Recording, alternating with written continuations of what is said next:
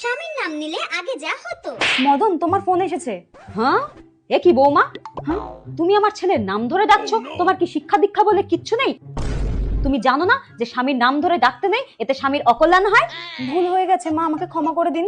বাবা মা কি কিচ্ছু শিখিয়ে পাঠায়নি যে স্বামীর নাম ধরে ডাকতে নেই? একটা কাজ তো ঠিক করে করতে পারো না, এটুকু অন্তত মেনে চলো। আর কোনোদিন যেন এসব না শুনি। ঠিক আছে মা, আর কোনোদিনও করবো না এরকম। আর এখন যা হয়। কৌশিক, তোমার টিফিন। ও কি বৌমা, হ্যাঁ? তুমি আমার ছেলের নাম ধরে ডাকছো? তুমি জানো না যে স্বামীর নাম ধরে ডাকতে নেই? হ্যাঁ, ঠিক আছে মা, আমার ভুল হয়ে গেছে। আমি আর কোনোদিনও আপনার ছেলের নাম আমার মুখেও আনবো না। ঠিক আছে, আর কোনোদিনও দেখো না।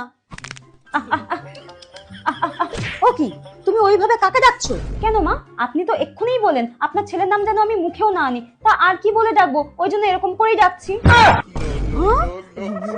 ঠিক আছে বৌমা, ঠিক আছে, তুমি নাম ধরেই দেখো, আমার ছেলের নাম ধরেই দেখো, ওতে আরো ভালো দেখাবে। अब आई उस पहाड़ के नीचे।